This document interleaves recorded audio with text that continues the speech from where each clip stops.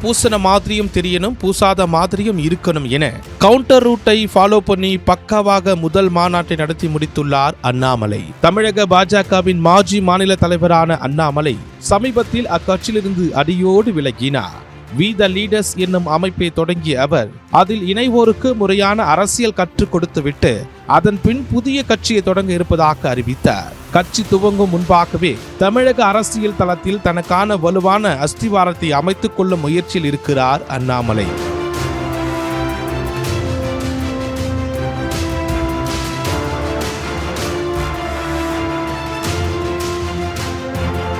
அதன் முதல் அடியாக போதையில்லா தமிழகம் என்னும் மாநாட்டினை கடந்த ஜூன் 12ஆம் தேதியன்று பொள்ளாச்சியில் நடத்தினார். இம்மாநாடு விஷயங்களை டீகோடிங் செய்து நம்மிடம் பேசினார்கள் அரசியல் விமர்சகர்கள். அண்ணாமலையின் முதல் மாநாட்டிற்கு எக்கச்சக்க கூட்டம்.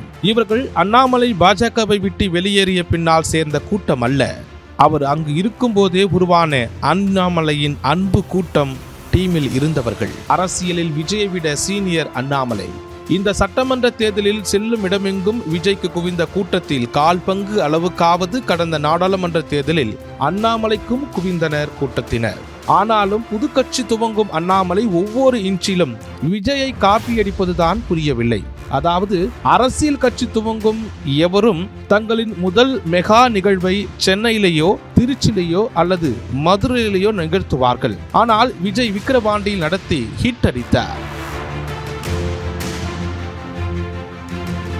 அண்ணாமலையும் அது போலவே கோவையில் நடத்தாமல் பொள்ளாச்சியில் நடத்தியுள்ளார். அதே வேளையில் மாநாட்டில் கூடிய இளைஞர்களையும் குடும்பத்தினரையும் பார்க்கையில் ஒரு குறிப்பிட்ட சமுதாயத்தினர் அண்ணாமலையை ஆதரித்து குவிந்ததோ என்னும் சந்தேகம் வருகிறது. இது போக பிற கட்சிகள் தங்கள் நிகழ்வுகளுக்கு வழக்கமாக கூட்டி வரப்படும் பெய்டு தொண்டர்களையும் இந்த மாநாட்டில் காண முடிந்தது.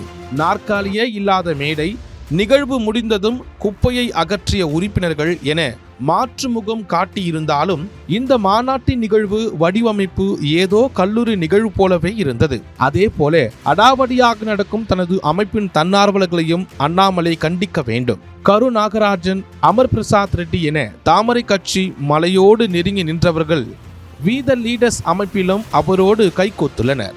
கோவை மாவட்ட பாஜக நிர்வாகிகளாக இருந்த பாலாஜி, உத்தம ராமசாமி, வசந்தகுமார் ஆகியோர் இங்கும் அவரின் வலது இடது கரங்களாக நிற்கின்றனர். மாநாட்டின் ஒருவரை பாலாஜி ஒருமையில் பேசிய வீடியோ சர்ச்சையானது. மாநாட்டின் மேடை மற்றும் சிறப்பு காணொலியில் அண்ணாமலைக்கு நிகராக வசந்தகுமாருக்கு ஓவர் ஹைப் கொடுக்கப்பட்டதும் அமைப்பு உறுப்பினர்களை கடுப்பாக்கியுள்ளது. அண்ணாமலை விஜயின் ஃபார்முலாவை ஃபாலோ செய்வது மட்டுமல்ல, அடுத்த தேர்தல்களில் அவரோடு கூட்டணி வைக்கும் நோக்கத்திலும் இருப்பதாகவே தெரிகிறது. மாநாட்டில் பேசும்போது ஆணவ அரசியல் செய்த திமுக தனது ஆட்சி அதிகாரத்தை இழந்தது என்றதன் மூலம் தனக்கும் திமுகவே எதிரி என்பதை விஜய்க்கு தெரியப்படுத்தியிருக்கிறார் அண்ணாமலை. மேலும் 1,68,00,000 பேர் ஓட்டு போட்டு தாவேக அரசை கொண்டு வந்துள்ளனர். அதற்கு மரியாதை கொடுக்க வேண்டும். புதிய எம்எல்ஏக்கள் அமைச்சர்களாக தாவேக்கவினர் தடுமாறுகையில் அவர்களை தட்டி கொடுக்க வேண்டும் என்றெல்லாம் பேசியிருப்பது கிட்டத்தட்ட நேரடியாகவே விஜய்க்கு நான் உங்கள் நண்பன் ப்ரோ என மெசேஜ் செய்வதாகவே இருக்கிறது. 2029 நாடாளுமன்ற தேர்தலுக்குள் அண்ணாமலை கட்சி துவங்கி விடுவார் என்றே தெரிகிறது. ஒரே நாடு ஒரே தேர்தல் என்னும் மத்திய அரசின் முடிவானது வலுவாக்கி வரும் நிலையில் அப்படி நடந்தால் அந்த ஆண்டிலேயே தமிழகம் சட்டசபை தேர்தலை சந்திக்கும். ஆனால் அதற்குள் தான் அறிவித்துள்ள நலத்திட்டங்களை எல்லாம் செயல்படுத்தி மக்களிடம் நல்ல பெயரை வாங்க விஜய் அரசு தடுமாறும். அப்போது அந்த தேர்தலில் தனது படைபலத்துடன் விஜயோடு கைகோர்த்து திமுக மீண்டும் எழாமல் பார்த்து கொள்வதே அண்ணாமலையின் நோக்கம். கடும் ஊழல் குற்றச்சாட்டுகளை சுமக்கும் அதிமுக புள்ளிகளை தன் கட்சியில் இணைத்துக் கொண்ட விஜயால் எந்த ஊழல் புகாருக்கும் ஆளாகாத அண்ணாமலையோடு கூட்டணி சேர்வதிலும் அவரோடு அதிகார பகிர்வை செய்வதிலும் எந்த பிரச்சனையும் இருக்காது. ஆனால் இந்த நகர்வுகளுக்கெல்லாம் மலையின் சொந்த முடிவுகளாக அல்லது திமுக சொல்வது போல் பாஜகவின் பி டீமாக இருந்து ஆட்சிக்குள் நுழைகிறாரா என்பது போக போகத்தான் தெரியும். இந்த மாநாட்டிற்கு போலீசார் சிறப்பான ஒத்துழைப்பு கொடுத்ததோடு அண்ணாமலைக்கு பக்காவான பாதுகாப்பு ஏற்பாடுகளும் செய்திருந்தனர் என நிறுத்தினார்.